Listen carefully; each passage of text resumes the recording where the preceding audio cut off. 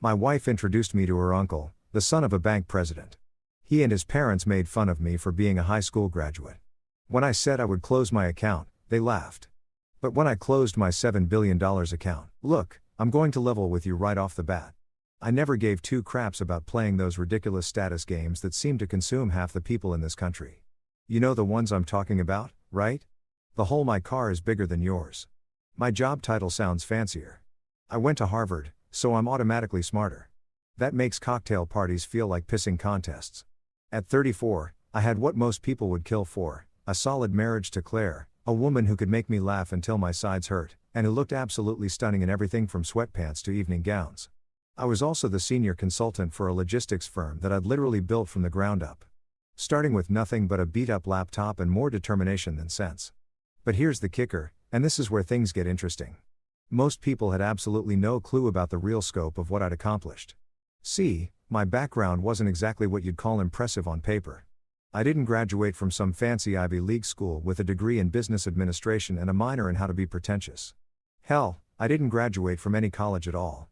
After high school, while my classmates were busy taking out massive student loans to study subjects they'd never use in the real world, I jumped straight into the workforce at 18. Call me crazy, but I figured learning by doing beat learning by theory any day of the week. But here's the thing that nobody seemed to understand.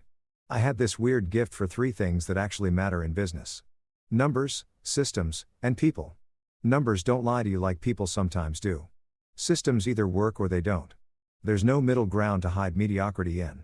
And people, well, once you figure out what makes them tick, you can build something incredible together. Over the years, I'd taken that knack and turned it into something most people only dream about. Through smart investments, and I'm talking the kind of calculated risks that would make a Vegas dealer nervous, I'd build up what most folks would consider a small fortune.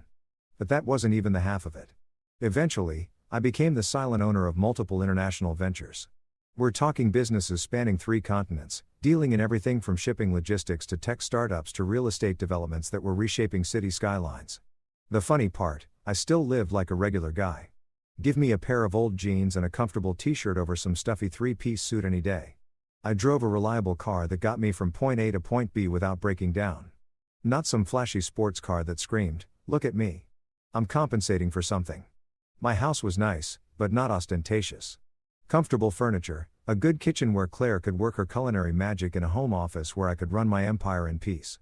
Most people, and I'm talking even my own family here, looked at me and saw just another average working stiff.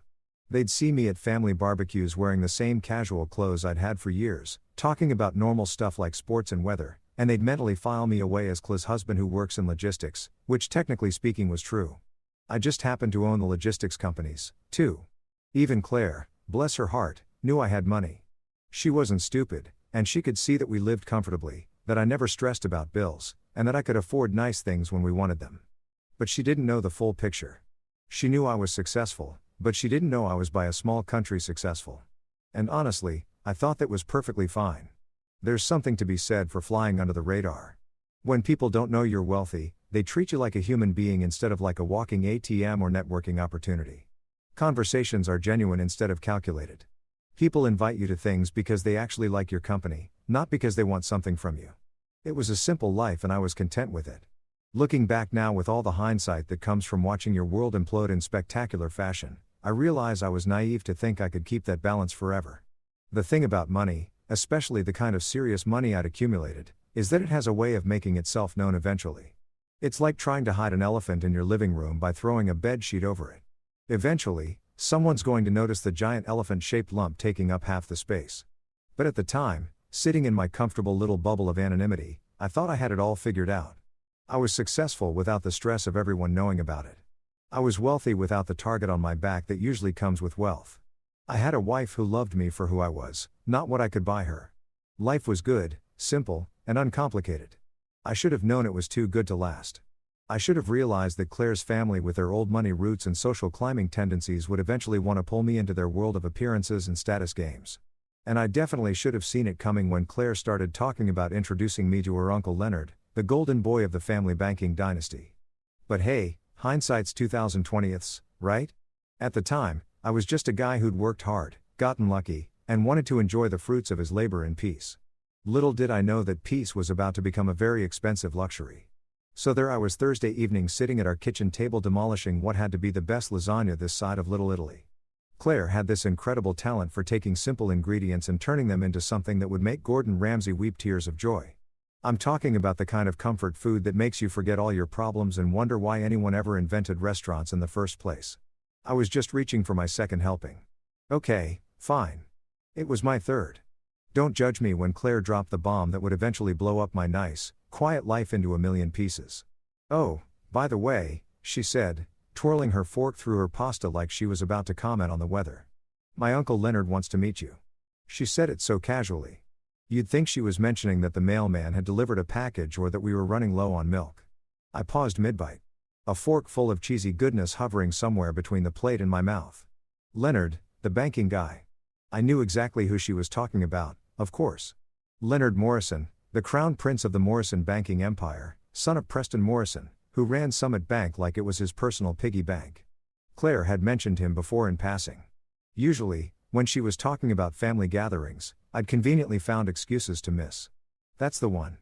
Claire nodded, taking a sip of the wine I'd grabbed from our collection. Not going to lie, I had pretty decent taste in wine for a guy who supposedly just worked in logistics. He's very well connected, you know. His father runs Summit Bank and Leonard's being groomed to take over eventually. This could be really good for you, honey. Now, here's where I should probably mention something important about my relationship with Claire's family. They came from what people like to call old money. The kind of wealth that's been passed down through generations like a family heirloom, complete with all the pretentious attitudes and social expectations that come with it. They had trust funds, country club memberships, and the kind of family trees that genealogists get excited about.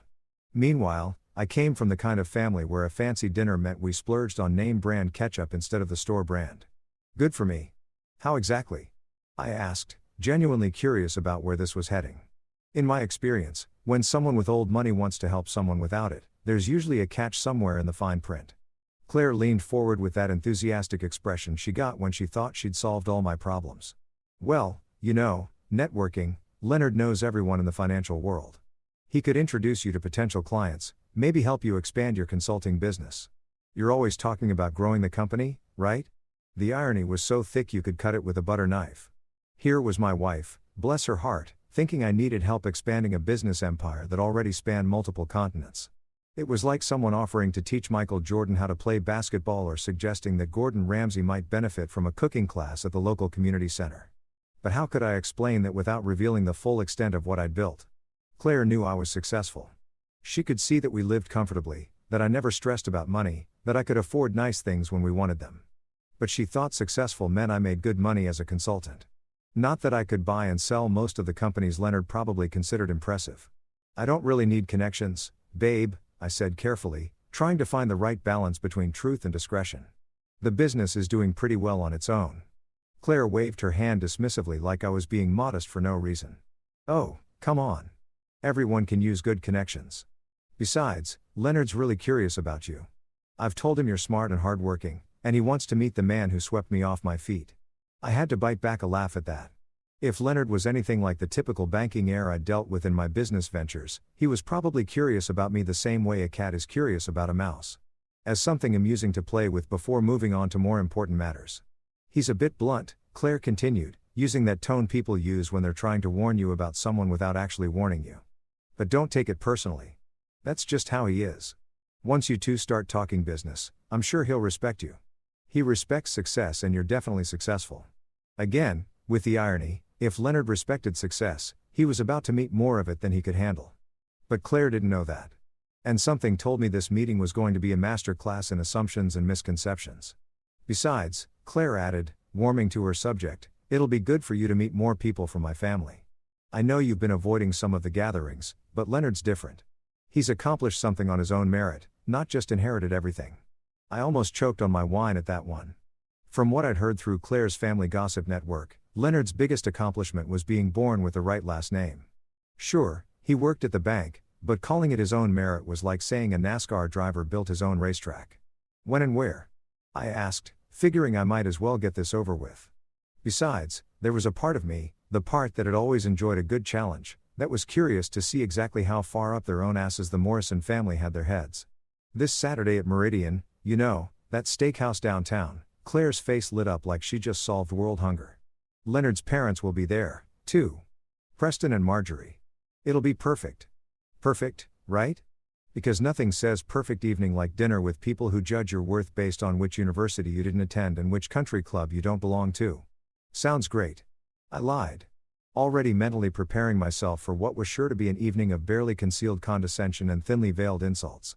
Little did I know I was walking into what would become the most expensive dinner conversation in Summit Bank's 100 Red Year history. Looking back now, I should have trusted my instincts and found an excuse to skip the whole thing. But sometimes life has a funny way of putting you exactly where you need to be, even when where you need to be is about to become a complete shit-ow. Saturday evening rolled around faster than a tax bill in April. And there I was, standing in front of my closet, trying to figure out what the hell to wear to meet the royal banking family. Claire had been buzzing around the house all day like a caffeinated hummingbird, giving me helpful suggestions like, make sure you look presentable and try to make a good impression.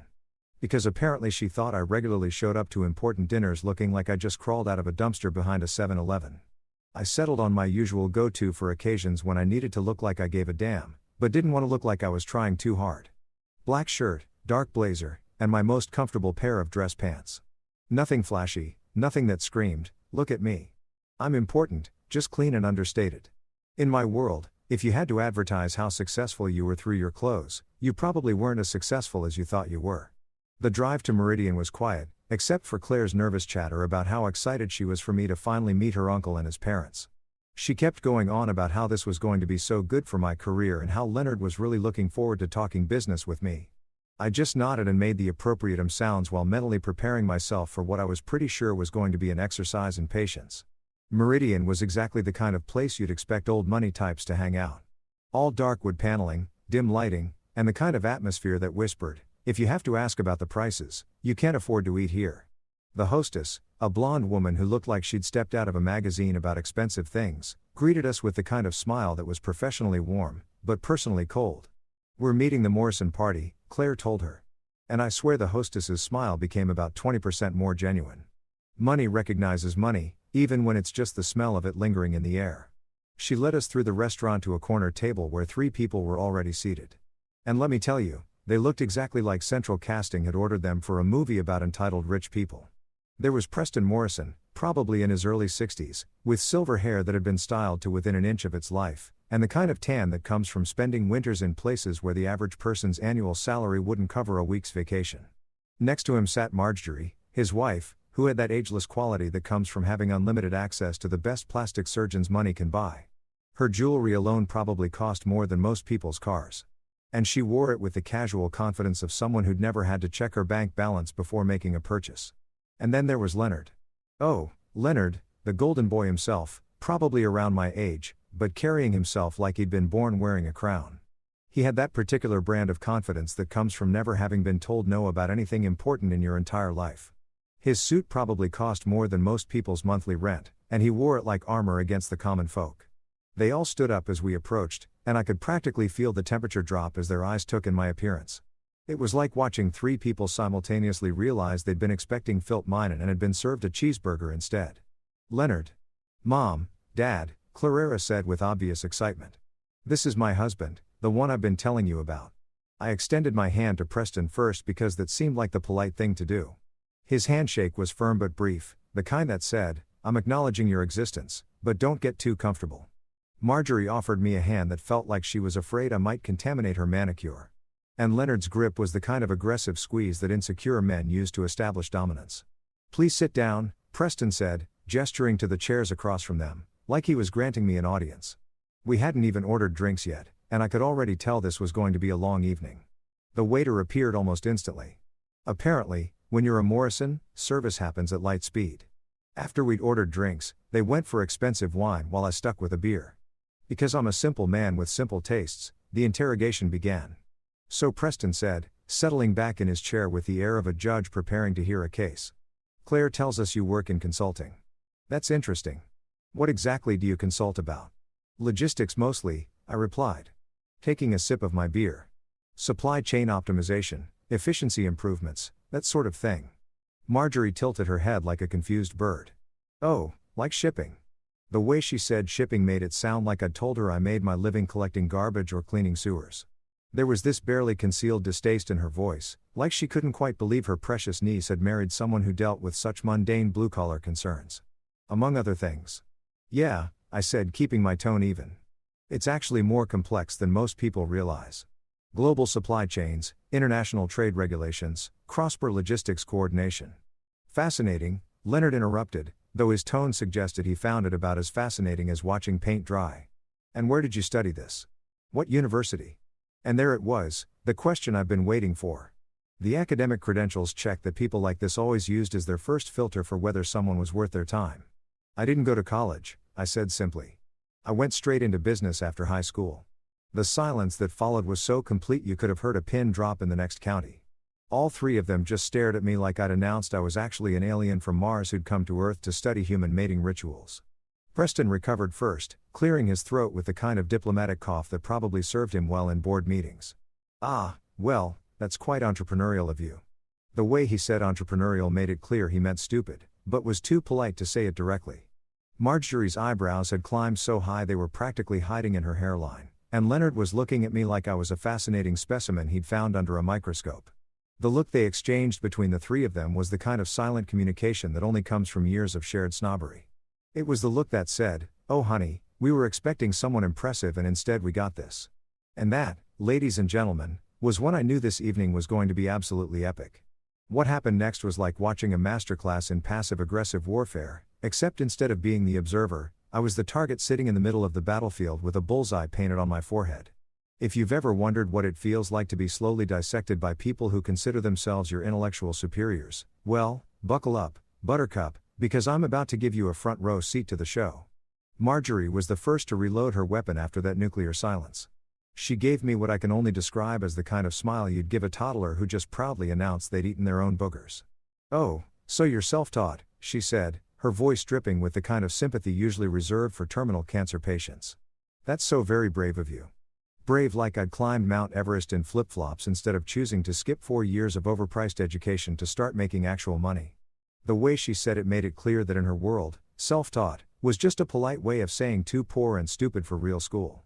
Leonard, not to be outdone by his mother in the art of subtle insults, let out this little chuckle that sounded like a hyena choking on its own smugness. He turned to his father with the kind of theatrical gesture that belonged on a soap opera. "Uncle Preston, can you even imagine trying to run a major business with only a high school diploma? I mean, that's really quite rare these days, isn't it?"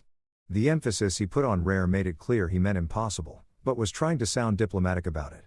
It was like listening to someone say, "Bless your heart," while simultaneously planning your funeral.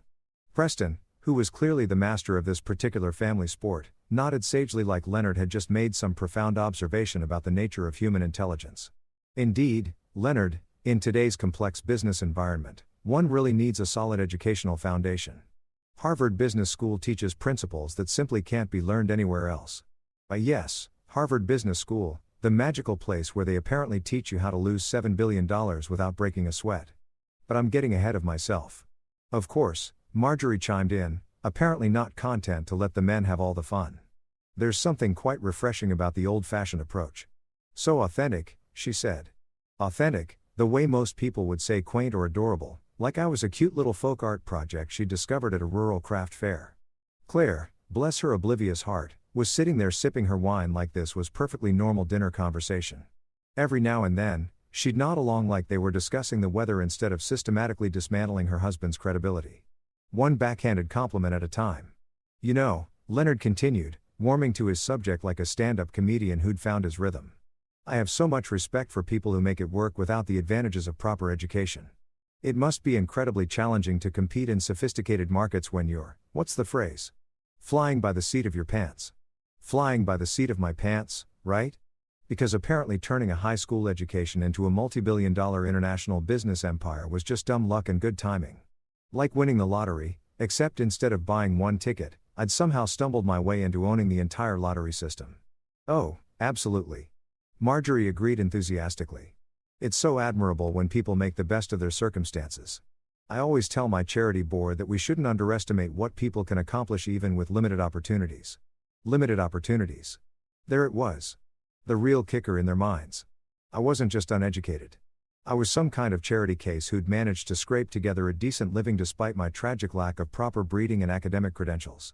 The waiter chose that moment to return for our dinner orders.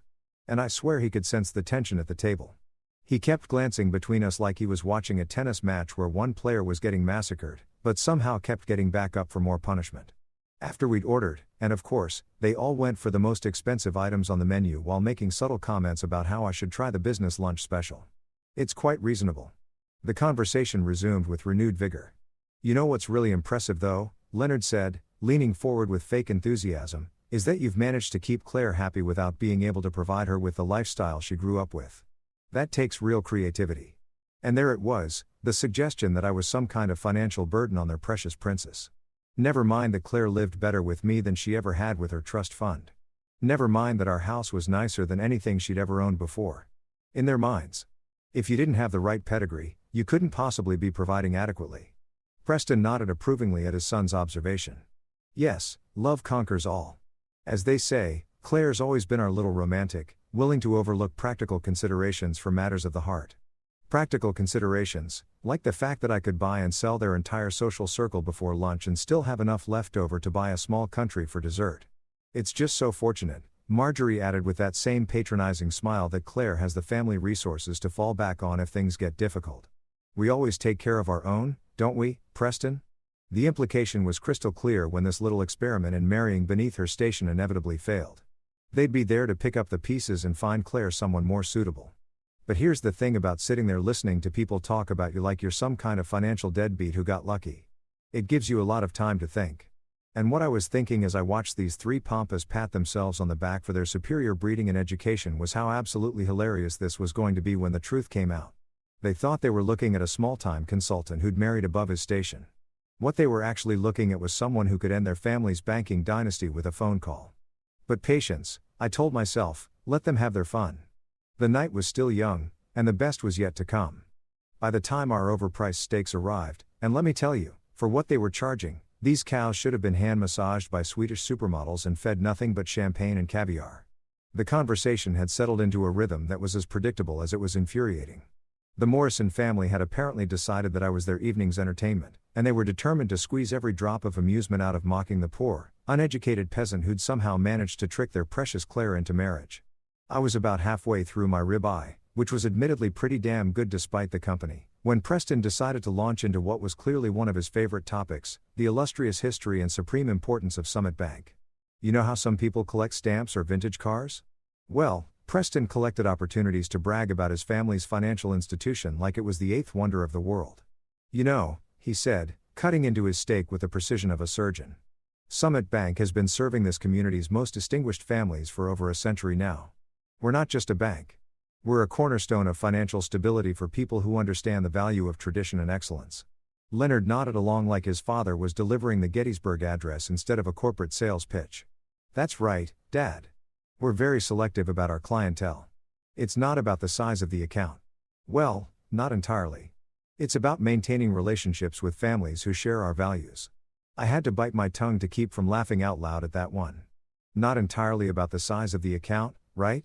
Because I'm sure they were turning away billionaires left and right because they didn't have the proper breeding credentials. Marjorie dabbed at her lips with her napkin like she was posing for a painting. Oh yes, we've had to turn away quite a few, shall we say? No nouveau riches. People who think that just because they've made some money, they automatically deserve access to our services. The irony was so thick you could have served it as dessert. Here they were talking about nouveau riches like it was some kind of disease when in their minds I was apparently so far down the social ladder that I didn't even qualify for nouveau status. I was just poor-re. I guess it's fascinating really. Leonard continued, clearly enjoying himself. How some people think banking is just about deposits and withdrawals. They don't understand that what we provide is so much more than that. It's prestige, connections, access to opportunities that simply aren't available to everyone. Preston raised his wine glass like he was about to make a toast. Exactly, son. Summit Bank isn't just where you keep your money. It's a statement about who you are and what you've achieved in life. Now, I've been sitting there for the better part of 2 hours, taking there with a smile and the patience of a saint. But something about that particular comment, the smugness, the self-importance, the complete dismissal of anyone who didn't meet their arbitrary standards finally got under my skin. Funny you should mention that, I said, setting down my fork and leaning back in my chair. I've actually been thinking about moving my accounts elsewhere. The effect was immediate and hilarious. All three of them stopped mid-chew like I just announced I was planning to rob their precious bank instead of simply taking my business somewhere else. Preston's eyebrows shot up so fast I was worried they might achieve escape velocity. "Oh," Marjorie said, trying to sound casual but failing spectacularly. "And why is that?" I shrugged, playing it off like it was no big deal. "Just shopping around, seeing what other banks have to offer. Maybe finding somewhere that's a little more, how did you put it, welcoming to different types of clients." Leonard, who had been mid-sip of his wine, actually snorted. Not a polite little cough, but a full-on liquid coming out of his nose snort. He quickly grabbed his napkin to clean up the mess, but not before giving me a look that was equal parts amusement and condescension. "Oh, please," he said once he'd recovered from his wine snorting incident. "Go ahead and move your account. I'm sure losing one regular checking account won't exactly make a dent in our books." Regular checking account. Oh, sweet, naive Leonard. If only you knew that my regular checking account contained enough money to buy your precious bank 3 times over and still have enough left for a nice vacation. Preston, apparently feeling left out of the fund, decided to pile on. "Yes, Leonard's quite right. Summit doesn't depend on small timers for our success. We deal in billions, not whatever it is you're working with. Small timers, billions." The man was practically handing me comedy gold on a silver platter. Here I was sitting across from the president of Summit Bank while he bragged about dealing in billions and dismissed me as a small timer. It was like watching someone brag about how tough they were while unknowingly picking a fight with a Navy SEAL. "Billions, huh?" I said, taking another sip of my beer. "That's impressive." "Oh yes," Marjorie chimed in, apparently not wanting to be left out of the family sport of financial dick measuring. "Preston has grown Summit's assets under management to over $15 billion. We're one of the most successful regional banks in the country." 15 billion. I had to work very hard to keep my expression neutral at that number. See, here's the thing about my particular situation that made this moment so absolutely delicious. My primary account with Summit Bank, the one they were so casually dismissing as inconsequential, contained $7 billion in liquid assets. That's not counting my long-term holdings, my international investments, or the various other accounts I had scattered across different institutions. In other words, my single regular checking account represented nearly half of their entire bank's assets under management. But they didn't know that. In their minds, I was just some blue-collar guy with maybe a few $1,000s to my name. Leonard leaned forward with that same smug expression he'd been wearing all evening. "You know what? I'm actually curious now. What exactly would it take to keep your business? Are we talking about waiving a monthly fee? Throwing in some free checks?" The condescension in his voice was so thick you could have spread it on toast. Free checks. The man was offering me free checks like I was some kind of charity case. I smiled back at him, and for the first time that evening, it was a completely genuine smile. "Oh, don't worry about it. I'm sure you're right. Losing my account probably won't even register on your radar." And that, my friends, was the moment when I decided that Preston Morrison and his arrogant family were about to learn a very expensive lesson about making assumptions. The ride home from Meridian was quieter than a funeral procession. Except instead of mourning someone's death, I was quietly planning the financial assassination of an entire banking dynasty. Claire sat in the passenger seat, humming some tune she'd heard on the radio earlier, completely oblivious to the fact that her husband had just been declared war on by her own family. And that said husband was about to return fire with the economic equivalent of a nuclear weapon. "Well, that went well," Claire said cheerfully as we pulled into our driveway. She had this amazing ability to rewrite history in real time, turning what had clearly been a disaster into some kind of social victory. "I think they really liked you once they got to know you." I stared at her for a moment, wondering if we had attended the same dinner or if she'd somehow been transported to an alternate dimension where her family hadn't spent the entire evening treating me like something they'd scraped off their shoe. "Really?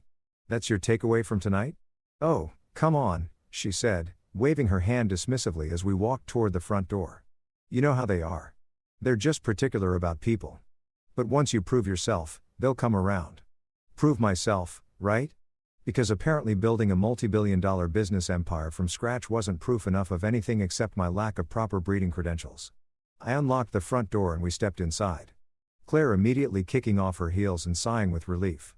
"My feet are killing me. Those shoes look amazing, but they're torture devices in disguise."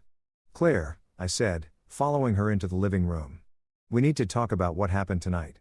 She turned around with that slightly exasperated expression she got when she thought I was being overly dramatic about something. What about it? Look, I know they can be a little intense sometimes, but that's just their way. They don't mean anything by it. They called me uneducated trash Claire for 2 straight hours. They did not. She protested, though her voice had that slight uncertainty that meant she knew damn well they had. They were just curious about your background. There's nothing wrong with that. Curious? I couldn't help but laugh at that one. Your uncle offered me free checks like I was some kind of charity case. Your aunt talked about me like I was a fascinating specimen from the wrong side of the tracks. And your cousin acted like my very existence was an insult to his precious bank. Claire flopped down on the couch and gave me the kind of look you'd give a child who was throwing a tantrum over something trivial. You're being way too sensitive about this. So what if they asked about your education? So what if they made a few jokes? That's just how wealthy families operate. They test people. It's not personal. Not personal. Jesus Christ. If that wasn't personal, I'd hate to see what they considered a direct attack. They suggested you were slumming it by marrying me, I pointed out. They implied that your family would need to support us financially when my little business inevitably fails. How exactly is that not personal? Oh, please, Claire said, rolling her eyes in a way that made me want to scream. They were just teasing. You need to learn to take a joke. Besides, it's not like you don't make jokes about other people. And there it was, the moment I realized that my wife, the woman I'd thought knew me better than anyone else in the world, had absolutely no clue who she'd actually married. She saw the teasing, the condescension, the barely veiled insults. And her response was that I should just suck it up and take it like a good little peasant. Right, I said slowly, taking a joke. Got it. I walked over to the bar cart in the corner of our living room and poured myself a generous glass of whiskey. Not because I needed liquid courage for what I was about to do, but because some moments in life require the proper ceremonial accompaniment, and this was definitely one of them. Look, Claire said, her tone softening like she thought she could smooth this over with a little sympathy. I know tonight was probably overwhelming. My family can be a lot to handle when you first meet them, but they're good people, and once they see how successful you are, they'll warm up to you. How successful I am, I repeated. Right. Exactly. Once you start doing business with Leonard, once they see how smart and capable you are, they'll realize they misjudged you. It just takes time. I took a sip of my whiskey and looked at my wife. Really looked at her and realized that she was just as clueless as her family. She thought successful meant making decent money as a consultant. She had no idea that her husband could buy and sell her entire family's precious bank like it was a used car. Well, I said finally. I've made a decision about Summit Bank. Oh, good. Claire perked up immediately. Are you going to set up a meeting with Leonard? I knew you'd come around. This could be really great for your business. Actually, I said, savoring the moment. I've decided to close all my accounts there, transfer everything to overseas banks. The silence that followed was so complete, I could hear the grandfather clock ticking in the hallway. Claire just stared at me like I'd announced I was planning to join the circus or become a professional yodeler. You're what? She said, finally closing my accounts, moving my money, all of it. But why? That's completely insane. Do you have any idea how much business you could get through Leonard's connections? I had to laugh at that. Trust me, babe. I don't need Leonard's connections. This is ridiculous, Claire said, standing up and starting to pace around the living room like a caged animal. You're throwing away an incredible opportunity because your feelings got hurt. That's not how business works. My feelings got hurt, I repeated. Is that what you think this is about? What else could it be? Look, I get it. They weren't exactly warm and fuzzy tonight, but you can't let pride get in the way of smart business decisions. Moving your accounts won't hurt them. It'll just hurt you. I finished my whiskey and set the glass down on the coffee table. We'll see about that. The next morning, while Claire was still sleeping off her frustration from the night before, I called my financial advisor. Marcus Chun had been handling my portfolio for the better part of a decade. And he was one of the few people who actually understood the full scope of what we were dealing with. Marcus, I said when he picked up, it's time to move everything out of Summit Bank. Every account, every investment, every penny. I want it all transferred to our overseas partners within the next 2 weeks. There was a pause on the other end of the line. Everything that's a significant move. Are you sure about this? Dead sure. And Marcus, make sure they feel it. 2 weeks. That's all it took for my quiet little act of financial revenge to turn into what I can only describe as the banking equivalent of a natural disaster. 14 days from the moment I made that phone call to Marcus, and Summit Bank went from smugly dismissing my insignificant account to having what I'm pretty sure was a collective nervous breakdown. The first sign that something was happening came on a Tuesday morning. I was sitting in my home office sipping my coffee and reviewing some quarterly reports from my European holdings when my phone started buzzing like an angry wasp. Not just one call. We're talking about a full-scale communications assault that would have made a telemarketing company jealous. The first call was from Claire, and she was practically hyperventilating into the phone. "What did you do?" she demanded, skipping right over pleasantries like, "Hello," or "Good morning, honey." "Good morning to you, too, sweetheart," I said, leaning back in my chair. "I'm having a lovely day. Thanks for asking. How are you?" "Don't you dare get cute with me right now," she snapped. "Leonard called me 20 minutes ago. He sounded, I don't even know how to describe it.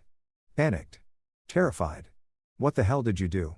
Now, I have to admit, hearing that Leonard was panicked gave me a warm, fuzzy feeling that was better than any cup of coffee.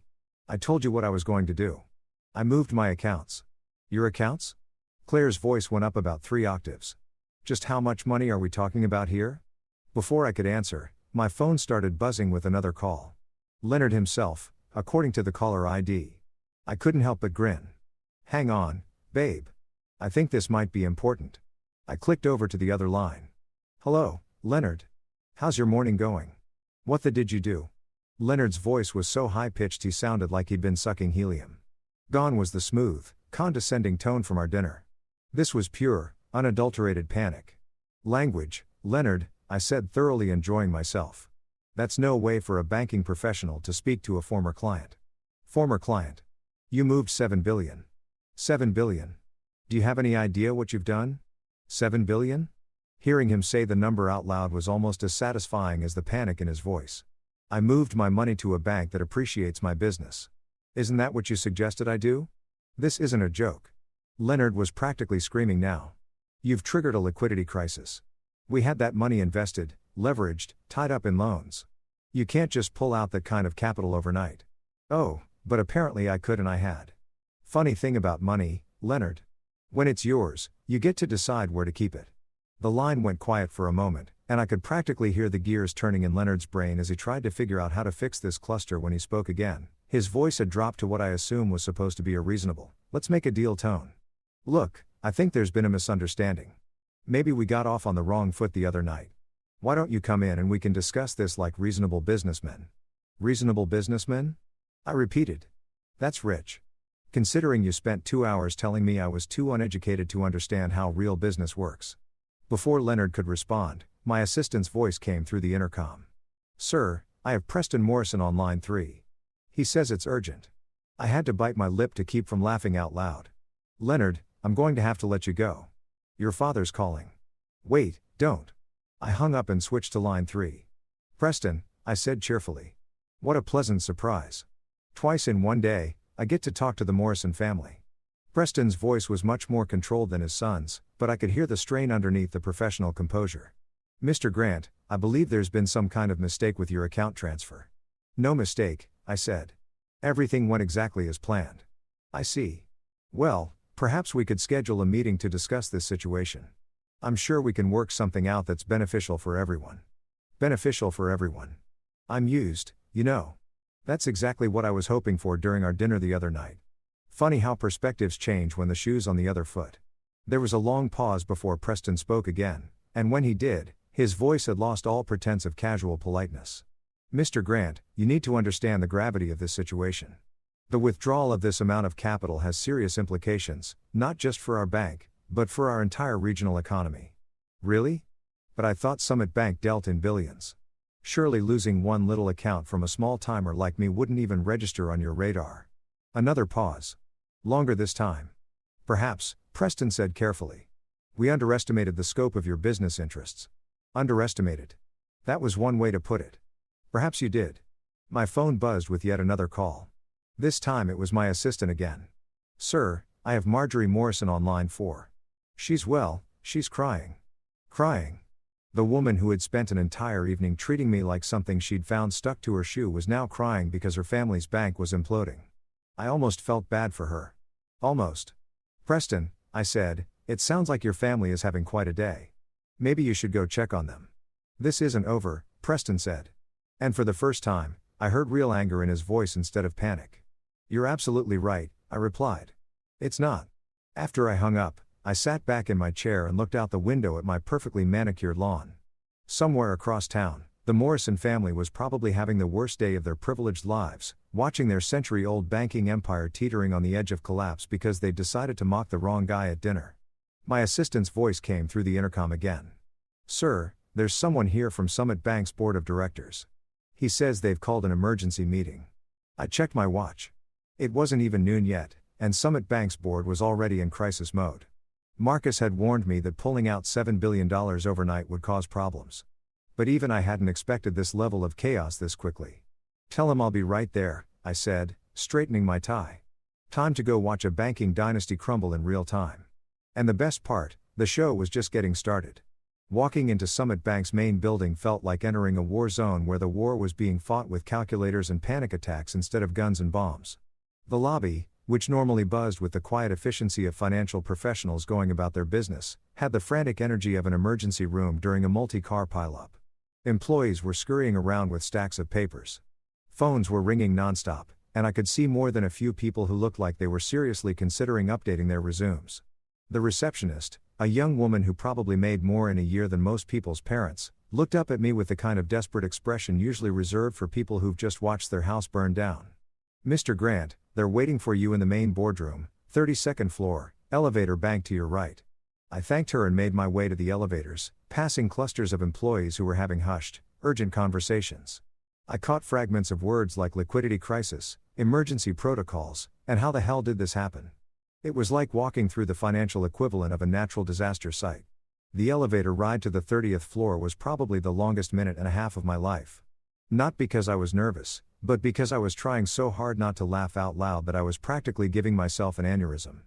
By the time the doors opened, I had composed myself enough to look appropriately serious for what was about to be the most satisfying business meeting of my entire career. The boardroom was exactly what you'd expect from a century-old bank trying to prove its importance. All dark wood paneling, leather chairs that probably cost more than most people's cars, and oil paintings of dead white guys who'd apparently been very important at some point in banking history. But the atmosphere in the room was anything but impressive. It felt more like a funeral parlor where everyone was still arguing about how the deceased had died. Preston Morrison sat at the head of the table, looking like he'd aged about 10 years since our dinner 2 weeks ago. His usually perfect silver hair was slightly disheveled, and there were dark circles under his eyes that suggested he hadn't been sleeping well. Marjorie sat to his right, her designer makeup doing its best to hide what appeared to be genuine distress. And Leonard looked like he'd been hit by a truck, backed over by the same truck, and then had the truck parked on his chest for good measure.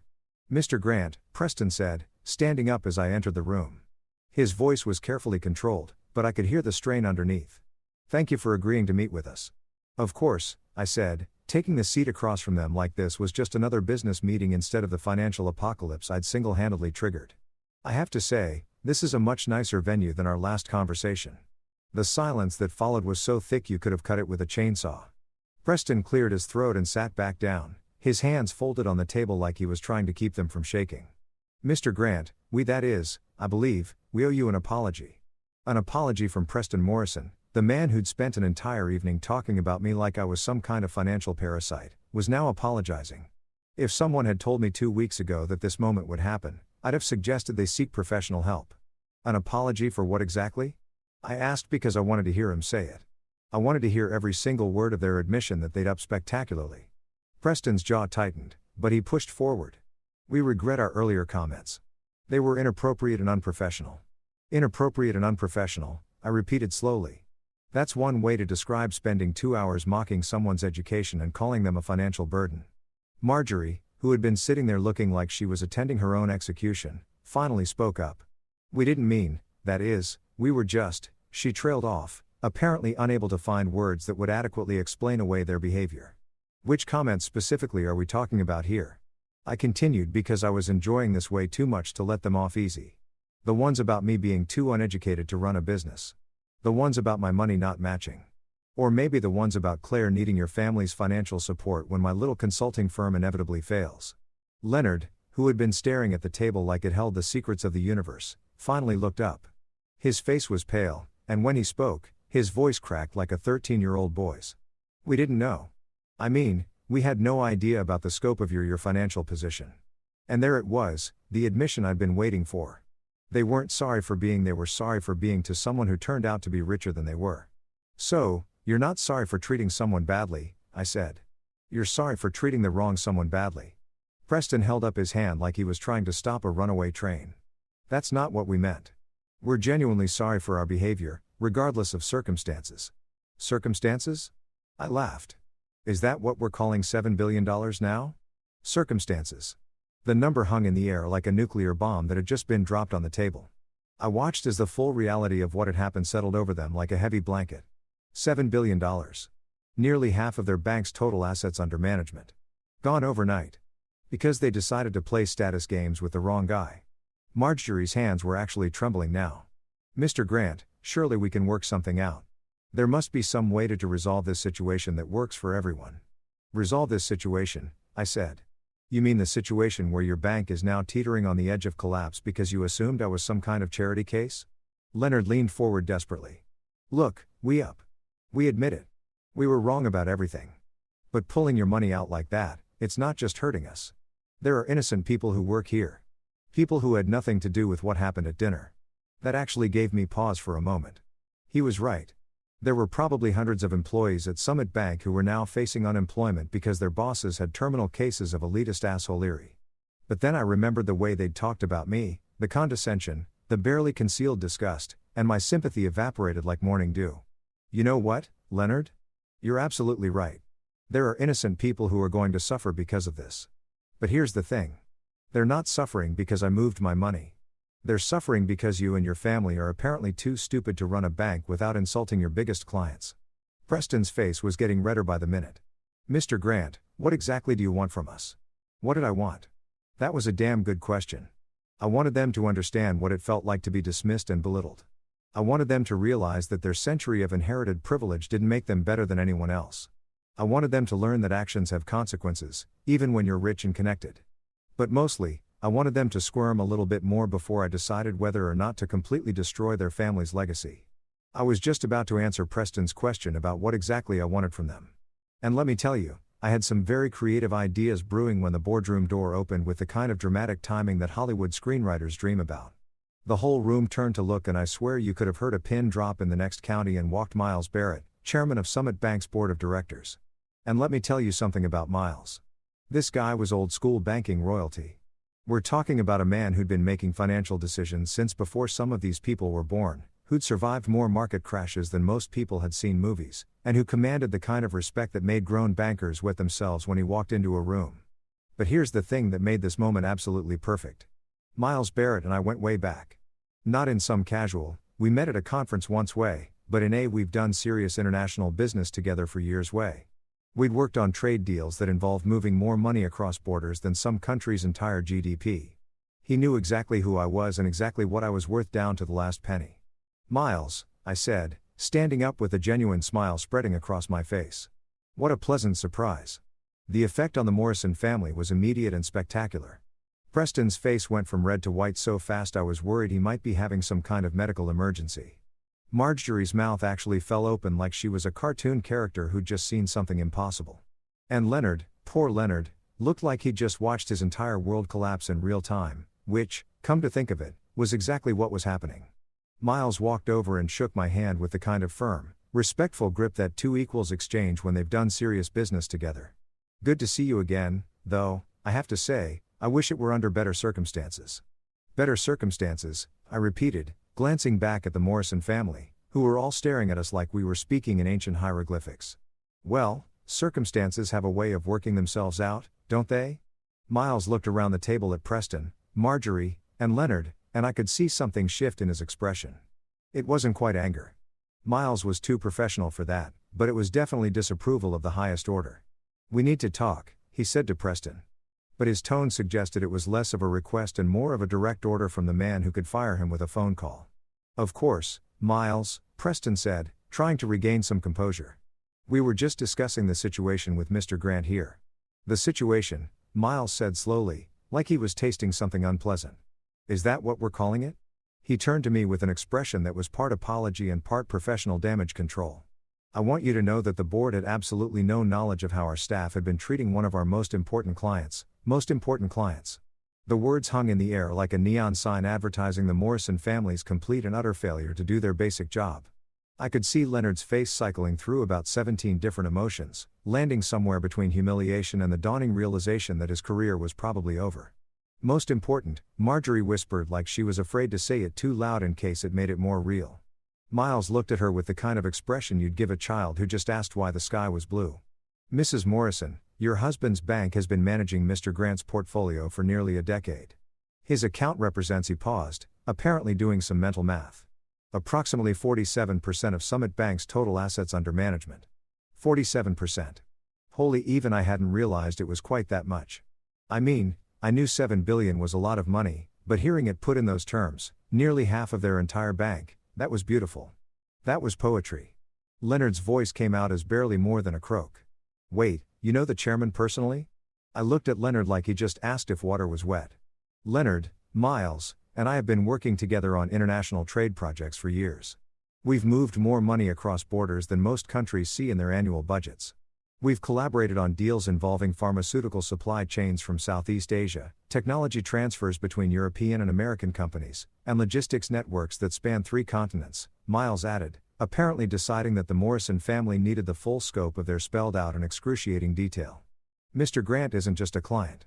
He's one of the most sophisticated international businessmen I've ever had the pleasure of working with."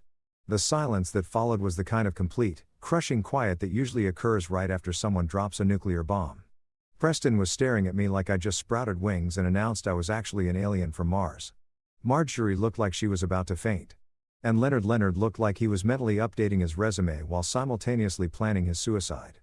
But you didn't go to college," Marjorie said weakly, like this was some kind of defense against the reality that was crashing down around them. "No," I said cheerfully.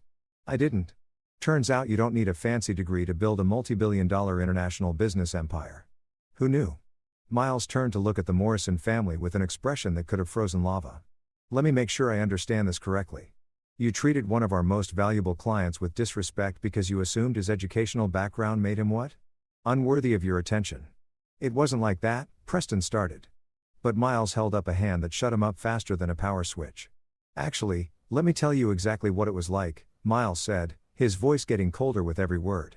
"You took one look at a man who's brought more revenue to this bank than any other single client in our history. Decided he wasn't good enough for your social circle and proceeded to mock him for an entire evening. Is that about right?" No one answered. Probably because what the hell could they say? "Yes, we're exactly that stupid and arrogant." Miles continued, apparently not done with his verbal demolition of the Morrison dynasty. "Do you have any idea what this is going to cost us? Not just the immediate liquidity crisis, but the reputation damage. Word is already spreading through the financial community that Summit Bank drove away a multi-billion-dollar client because of personal prejudice." "Miles," Preston said desperately. "Surely we can work something out. This is all just a misunderstanding." "A misunderstanding," Miles repeated. "Preston, you've been in banking for 30 years. Tell me, in your professional opinion, what do you think happens to banks that insult their biggest clients?" Preston's mouth moved, but no sound came out. He looked like a fish that had been pulled out of water and was slowly suffocating on dry land. Miles turned back to me and his expression softened considerably. "I want you to know that the board is taking this matter very seriously. There will be consequences." "What kind of consequences?" I asked, genuinely curious about how this was going to play out. "Well," Miles said, glancing back at the Morrison family. "For starters, Preston will be stepping down as bank president effective immediately. The board has lost confidence in his ability to manage client relationships." Preston made a sound like he'd been punched in the stomach. Stepping down as bank president wasn't just losing a job.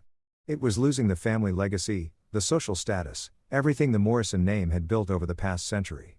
And Leonard, Miles continued, turning to the golden boy who was looking decidedly less golden by the minute. "Your department head position is being terminated as of today. Effective immediately." Leonard's face went through about 6 different shades of pale before settling on something that looked like green around the gills. "You can't. I mean, this isn't all my fault." "Actually, Leonard, it is entirely your fault," Miles said with the kind of calm precision that made it clear this decision was final. "You had dinner with one of our most important clients and decided to mock his background instead of treating him with the respect he deserved. That's not just unprofessional, it's catastrophically stupid." Marjorie, who had been sitting there looking like she was watching her entire world collapse in slow motion, finally found her voice. "This is all getting blown out of proportion. It was just dinner conversation. People say things they don't mean all the time. Miles looked at her like she'd just suggested that gravity was optional. Mrs. Morrison, your dinner conversation just cost this bank $7 billion and potentially triggered the worst financial crisis in our company's history. I'm not sure how much more in proportion this situation could possibly get. I had to give it to Miles. He knew how to deliver a professional kicking with style. Watching the Morrison family realize that their century of inherited privilege wasn't going to save them from the consequences of their own arrogance was better than any movie I'd ever seen. So, what happens now? Preston asked, his voice barely above a whisper. Miles looked at him for a long moment before answering. Now you clean out your office, collect your personal belongings, and try to figure out how to explain to your wife's social circle why the Morrison family name is no longer associated with Summit Bank. And that, ladies and gentlemen, was the moment when a 100 red years of banking dynasty officially came to an end, killed by nothing more than bad manners and the assumption that money always knows where it comes from. Chapter 10. Moving on. A month. That's all it took for the Morrison family's century-old banking empire to completely collapse like a house of cards in a hurricane. 30 days from the moment Miles Barrett dropped the hammer on Preston and Leonard, and Summit Bank went from being a pillar of the local financial community to a cautionary tale that business schools would probably be teaching for the next 50 years. The fallout was absolutely spectacular to watch. And I'm not going to lie, I enjoyed every single minute of it. You know that feeling you get when you're watching a really good movie and the villain finally gets what's coming to them? It was like that, except instead of watching it on Netflix, I had front row seats to the real thing. Preston's resignation became official within 48 hours of our boardroom meeting.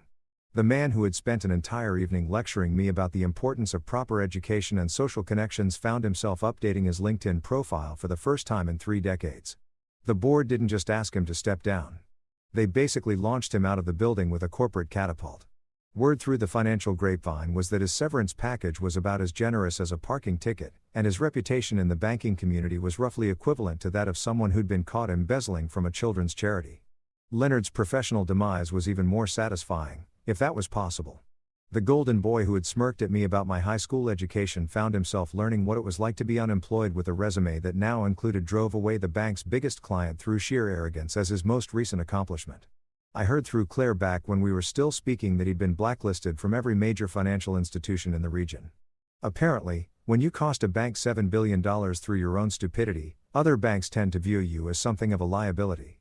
But the real cherry on top of this revenge sundae was what happened to Marjorie, the woman who had spent our entire dinner treating me like a fascinating specimen from the wrong side of the tracks discovered that her social status was directly tied to her husband's professional position.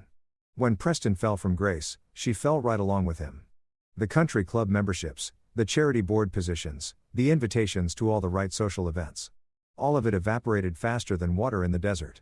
I heard she tried to maintain her position by claiming the whole thing was just a misunderstanding, but apparently the local social elite weren't buying it. Nothing kills your standing in high society quite like being married to the guy who destroyed a century-old bank through bad manners. The bank itself managed to survive barely, but it wasn't the same institution that the Morrison family had built. Miles Barrett and the board had to bring in emergency capital from overseas investors, restructure their entire leadership team, and basically rebuild the company from the ground up. They kept the Summit Bank name, but everyone in the financial world knew it was essentially a completely different organization wearing the skin of the old one. And Claire? Well, that's where things got really interesting. And by interesting, I mean it turned into the kind of personal drama that would have made the producers of a soap opera weep with joy. About a week after the boardroom meeting, Claire came home from lunch with her girlfriends looking like she'd been hit by a truck carrying bad news. She walked into our living room where I was reading a book about international trade regulations. Light reading, I know, and just stood there staring at me like she was seeing me for the first time. Is it true? She asked without any preamble. Is what true? I replied.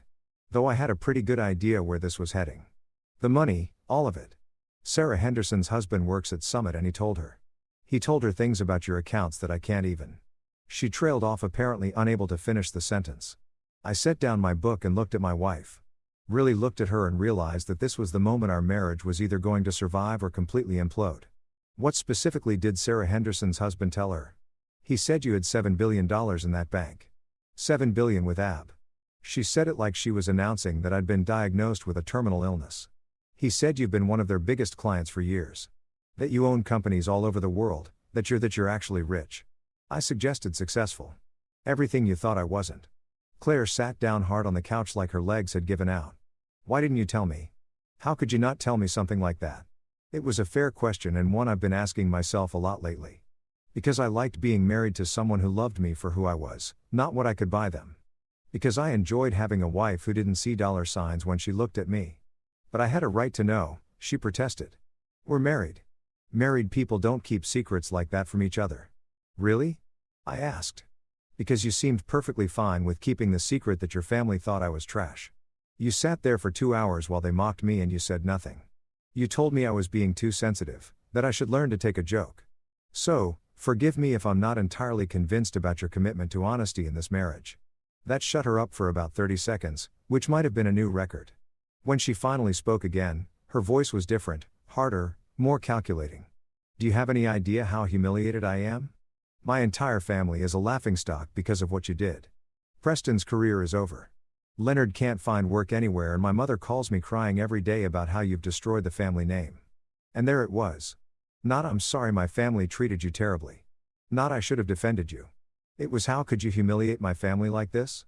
She was more concerned about the Morrison family's reputation than she was about the fact that her husband had been systematically insulted and belittled by the people who were supposed to welcome him into their family. Your family destroyed themselves, I said calmly. I just provided the consequences for their actions. Consequences? Claire's voice went up about 3 octaves. You destroyed their lives. Preston worked his entire career to build that bank and you tore it down in 2 weeks because your feelings got hurt. My feelings got hurt again after everything that had happened after watching her family's financial empire crumble because they couldn't be bothered to treat me with basic human decency. She still thought this was about hurt feelings. Claire, I said, standing up and walking over to the window that looked out onto our perfectly manicured lawn. Do you want to know the really sad part about all of this? What? She asked, though her tone suggested she wasn't really interested in my perspective. The really sad part is that none of this had to happen. If your family had just treated me like a human being, not even with respect, just basic human courtesy, we'd all be having Christmas dinner together this year. Preston would still be running his bank. Leonard would still have his job. And Marjorie would still be queen of her little social circle. I turned back to look at her, but instead they decided to spend an entire evening making jokes about my education, my background, and my worth as a human being, and you sat there and let it happen. Worse than that, you told me I was wrong to be upset about it. Claire was quiet for a long moment, and I could see the wheels turning in her head. When she finally spoke, her voice was cold in a way I'd never heard before. So, what happens now? Do you expect me to just pretend that you didn't humiliate my entire family? Do you think we can just go back to normal after this? Normal? I laughed, but there was no humor in it, Claire. There is no normal after this. Your family showed me exactly what they think of me, and you showed me exactly where your loyalties lie. The question isn't whether we can go back to normal. The question is whether there's anything left to go back to. The divorce proceedings started 2 weeks later. Claire claimed I had humiliated her family and made it impossible for her to maintain her social standing. I reminded her that her family had humiliated themselves and that maybe she should reconsider what was actually important in life. We agreed to disagree and our lawyers handled the rest. The settlement was, let's call it, generous. I gave Claire enough money to maintain whatever lifestyle she wanted along with the house and pretty much everything else she asked for. Not because I felt guilty about what had happened to her family, but because I realized that holding on to someone who valued social status more than loyalty was like trying to hold on to water with your bare hands. The funny thing about money, and I mean really funny, not just ironic, is that once people know you have it, everything changes. Suddenly, I was getting invitations to charity galas, investment opportunities, and social events that I'd never been invited to before. Business acquaintances who had barely acknowledged my existence were suddenly my best friends. It was like someone had flipped a switch and transformed me from an invisible nobody into the most popular guy in town. But here's what I learned from the whole experience. When people only want to know you because of your bank account, you're not actually popular. You're just a walking ATM machine. The invitations, the friendships, the business opportunities, they were all contingent on what I could do for other people, not on who I was as a person. So, I did what any rational person would do in that situation. I kept my wealth exactly where it had always been, working quietly in the background while I lived my life on my own terms. I bought a smaller house in a different part of town, kept driving my reliable car, and continued wearing jeans and comfortable shirts because that's who I was, not who my money said I should be. These days, when I walk past a Summit Bank branch, and yes, they still exist, though they're shadows of their former selves, I can't help but smile. Not because I destroyed a family or ruined careers, but because I learned something valuable about human nature. People will judge you based on the most superficial criteria imaginable, and they'll treat you accordingly. But money, real money, has a funny way of revealing who people really are when the masks come off. The Morrison family thought a high school diploma meant I was nobody worth knowing. They learned at the cost of $7 billion and their family legacy that education and worth aren't the same thing. Sometimes the most important lessons are the most expensive ones.